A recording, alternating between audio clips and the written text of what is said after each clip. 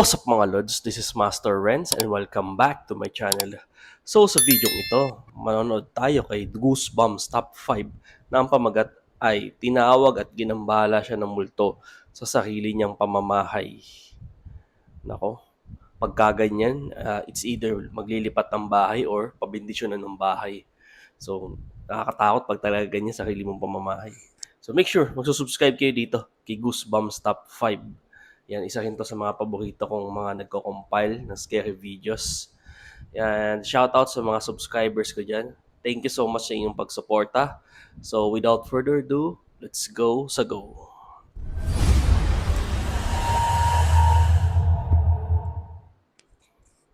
Top 5 Ghosts Caught on Tape. In the Tree.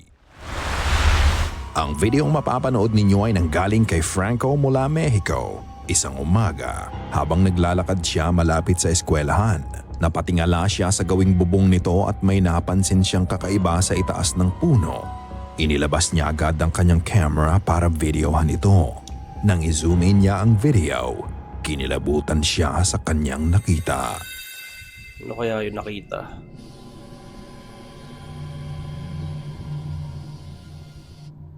Nasaan? Nakita mo ba yon? Parang may mukha. Pagka-zoom in niya sa video, sa likod ng mga dahon at nagkukubli sa lilim ng puno, makikita mo ang isang mukha ng bata na nakatingin at nakangiti sa kanya. Nagtataka siya kung paano nakaakyat ang bata sa taas ng puno na yon. Hindi niya alam kung pinaglalaroan lang ba siya ng mga mata niya o sadyang may nakita siyang kakaiba. Ang imahe ng Baka naman yung bata magaling talaga umakyat sa puno. Kumbaga may mga ganyang bata din kasi.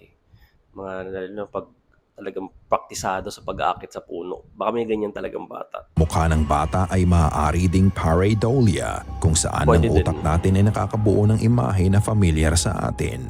Ano sa tingin niyo ang nakita niya?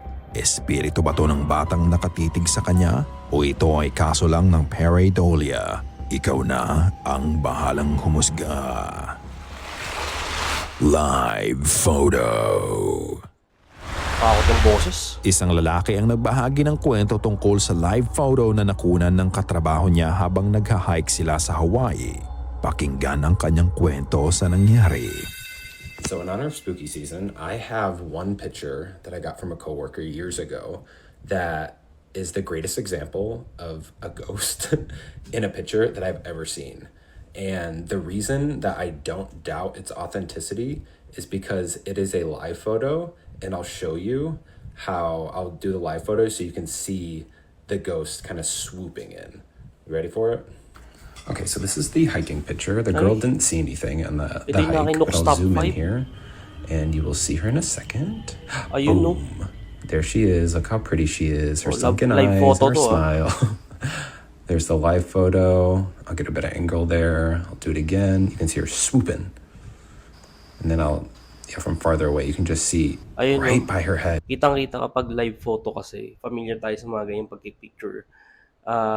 Yun yung mostly pag, di ba mag-review tayo, nagalaw, tapos biglang hihinto. Yun yung live photo, yung style. You can just see her swooping in. It's pretty spooky, man. I mean, it's hard to say that this isn't a real thing.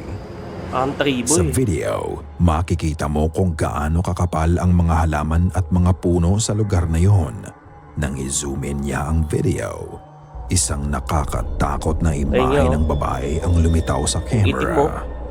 Ito ay may kulay abo na balat at tila walang expression ang mukha nito. Nang i-play niya ang live photo, makikita mo na nagmula ang babae sa ibaba ng trail bilang itim na anino hanggang sa nabuo sa imaheng nakuha nila. Ang sabi ng ilang viewers, hindi din normal ang kilos nito dahil napaka-smooth ng galaw ng babae para sa isang taong nagha-hike. At ang mas nakakapagtaka pa, hindi din ito nakita ng katrabaho niya at wala siyang maalala na nakasalubong niya nang kunin ang picture. Maraming naniniwala na ito daw ay night marcher na pumoprotekta sa ancient site and royalty. Did they really encounter the paranormal during their hike that day?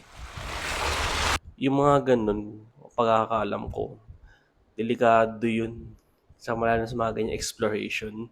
Kasi hindi natin alam ang takbo ng isip ng mga yan.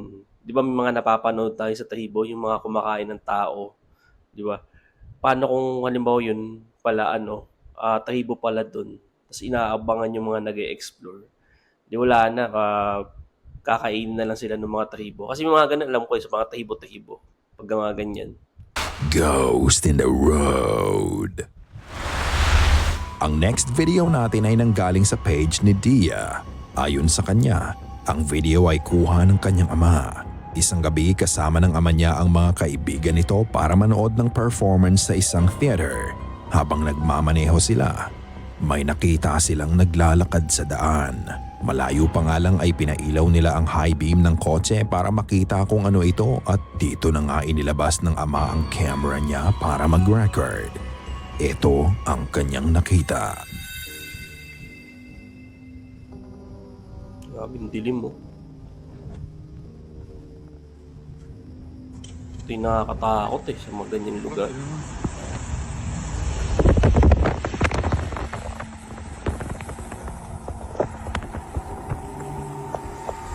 Uy! Oh, may pumapaka. Sa gilid ng daan, isang babae na nakasuot ng puting evening dress ang pumara sa magkakaibigan. Unusual ang kasuotan nito para sa panahon natin ngayon at para nga itong damit sa Victorian era. Nang halos malagpasan nga nila ang babae ay maririnig mo pa nga ang boses nito na sinabing please na para bang nanghihingi ng tulong. Ay! Ang creepy. Hindi nga nila inihinto ang sasakyan dahil na din sa takot. Ayon kay Dia, malapit sa lugar kung saan na-videohan ng misteryosong babae ay may isang sycamore tree kung saan may pinaslang na babae. Kung ganoon, ang babae bang nakita nila ay multo ng biktimang nawalan ng buhay dun sa lugar na yon? Eto ba ay hindi pa matahimik kaya patuloy pa din ito sa paggala para manghingi ng tulong o hindi kaya ay makapaghiganti? Kung ikaw ang parahin ng ganitong babae sa madilim na daan na malayo sa siyudad at mga kabahayan, hihinto ka ba? Hindi, Ikaw baka na hindi. ang magpasya. Kasi para sa akin na hindi may uminto ng basta-basta sa ganyan. Kasi unang-una, sabihin natin, bukod sa baka nga hindi siya multo, paano kung setup yun or frame up na baka mga gangster, mga sindikato na mamaya parahin mo yung pala may mga kasama pala dyan. Yun ang mas delikado. Scream. May mga hindi maipaliwanag na bagay ang nangyari sa bahay nila Davao isang gabi. Kasama lang niya ang kapatid niya na kasalukuyang nasa sala nung gabi na yon habang siya ay nagpapahinga sa kwarto.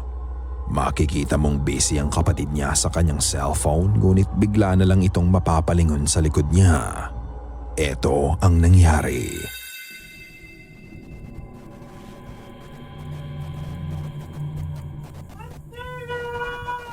Ay,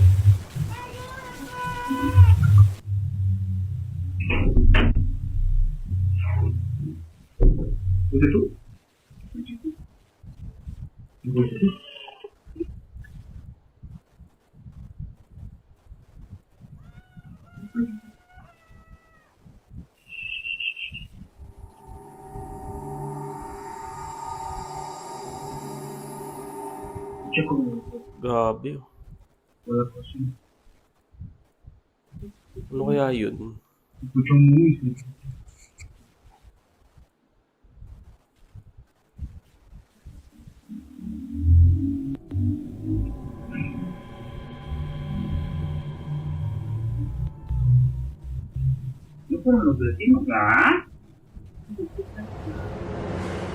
Silang dalawa lang daw ang magkasama sa bahay ng gabi na yan nang bigla na lang may narinig silang malakas na sigaw ng babae. Napatingin na lang ang kapatid niya sa direksyon kung saan nanggaling ang sigaw, ngunit wala naman siyang nakita. Kahit nasa kwarto si Davao ay narinig din niya ang sigaw na parang nanggaling nga daw sa kanilang kusina. Napatanong na lang siya kung ang kapatid niya yon, ngunit napailing na lang ang kapatid niya at napaturo sa likod niya. However, This is not the only time this event occurred. Oh, meron Noong pa. April 30, mag-aalas 4 na ng madaling araw, he encountered the same phenomena. Son las 3:43 de la mañana. Y justo Wow. otra vez. Luego empiezo a sentir adrenalina. Por eso respiro así. Y me- Ay. Ayan na. Wow, bubuksan na ay. Ganda na ay. Ay. Hala. Encendí la linterna. Ilaw mo. Buksan mo. No hay nadie.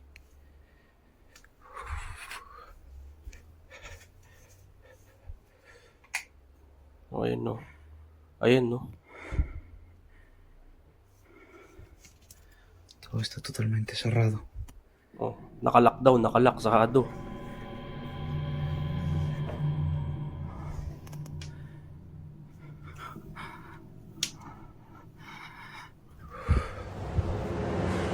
Katulad sa naunang video, nagising si Davao dahil sa malakas na sigaw na nanggaling sa loob ng kanyang bahay.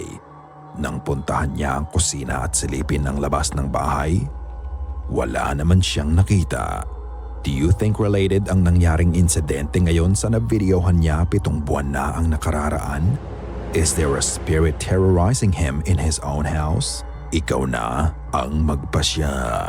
Pagka ganyan, gaya ng sabi ko kanina, it's either lipat bahay or pabindisyonan yung bahay. Swing, swing. Noong 2022, si Noemi at ang mga kaibigan niya ay nagda-drive around ng hating gabi nang may makita silang nagduduyan sa loob ng bakanting lote.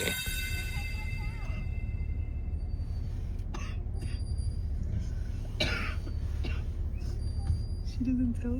You don't tell your. Okay, That's alright. that's all right. Just have a good night. See, Let's you go. just Baka naglalaro lang. You having fun? Yeah. Are you real? Are you real? Ha?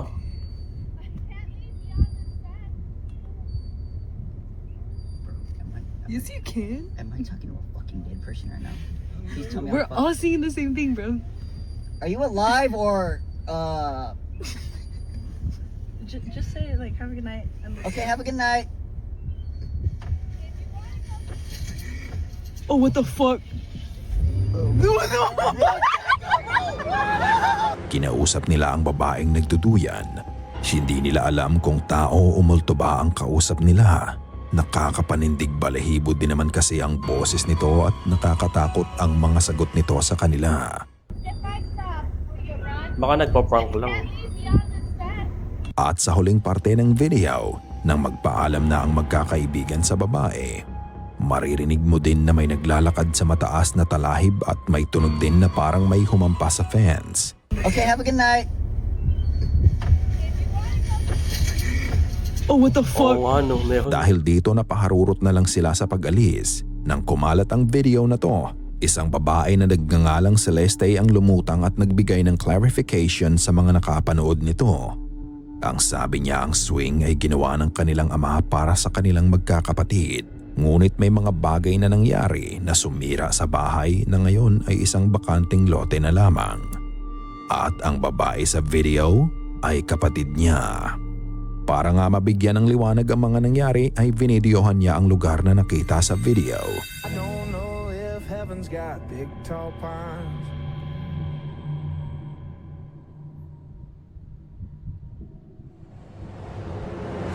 Ngayong nalaman na natin ang buong katotohanan, may ilang katanungan pa din ang ilang mga viewers.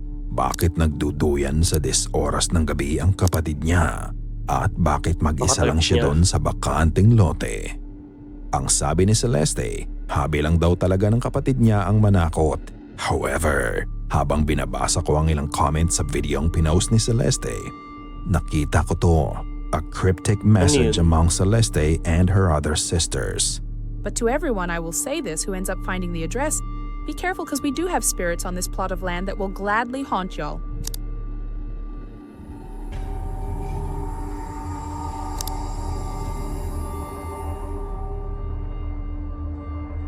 For the context, ang background music sa video ni Celeste ay country song tungkol sa taong nagtatanong kung ano ang nakikita nila sa langit. So, ano sa tingin mo? What really happened to their sister in the swing? Is there a meaning behind the messages? May double meaning nga ba ang sinabi niya na mahilig manakot ang kapatid niya? Kung ganoon, effective ang pananakot na ginawa ng kapatid niya dahil simula nang ma-videohan nila Noemi ang encounter na yon, hindi na sila muli pang bumalik doon dahil sa kanilang takot. Katulad ng lagi kong sinasabi ka Goosebumps, nasa iyo ang pagpapasya. Ikaw na ang bahalang husga. Sana ay kinilabutan ka sa So yun, tapos tayo. Grabe, ang creepy doon sa yung sa bahay, minumulto ka sa sarili mong bahay. Nakatakot yung ganun. Dapat talaga doon pinabebendisyonan o maglilipat bahay na talaga. So yun, subscribe kayo dito kay Goosebumps Top 5. Yan. Saka syempre mag-subscribe din kayo sa akin channel na Master Renz. At pakiclick na rin ng bell button para lagi tayo magkasama sa panonood. Saka syempre i-like, comment, subscribe. Saka i-share nyo rin tong video ko sa mga kakilala nyo na mahilig sa mga horror reaction video. Yan. So yun, thank you so much sa inyong pagsama. See you in my next video and mag-iingat po kayo palagi.